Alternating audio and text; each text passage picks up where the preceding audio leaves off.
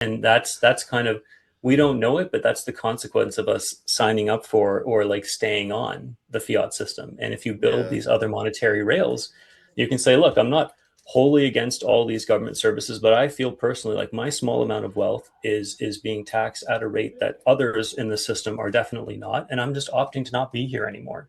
So Yeah. good luck. I still want you to offer some of these services. I still need healthcare, right? But I'm not going to fully Someone's got to fill expose the myself to the potholes, system. but I'm not Yeah, paying it's for like, Right. you know, them. I'm not going to opt myself, and I'm such a small player here. But if enough of us shrimp kind of in the ocean get together and we all move off, then there's not food for the whales, for those Mhm.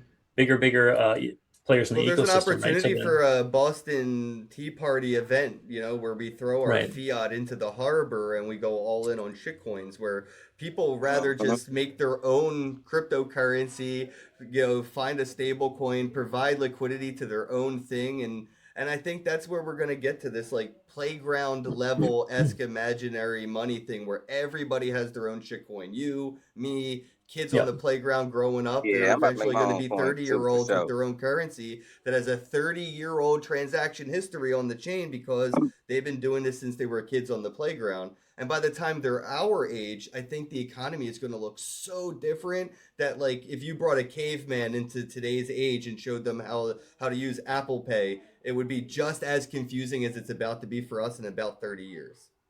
Like that's how Mm. yeah. different I think everything's about to be. Yeah. Do you want to jump in, Double?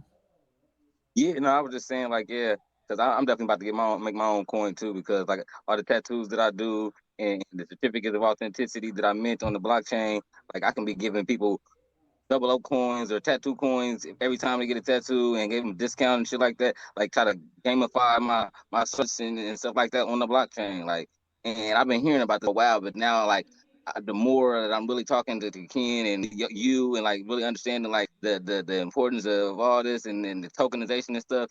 Like I'm like really getting about to be all in, and I'm excited to learn about this shit with y'all. Yeah, I mean I everybody do want to should. get back to the like the question was about trust, right? We didn't get back to, like, I didn't answer that that fully about like trust minimization, but just on this point, the proliferation of tokens, I think that this is exactly what we need. I think that everyone needs to be involved. This is kind of like a human endeavor. I think that part of the strong reason why Bitcoin can be trusted for me personally is that if you fuck up that network, the Pandora's box has already been released. It is not the hard part. The validating of this high security, high cost network has already been done.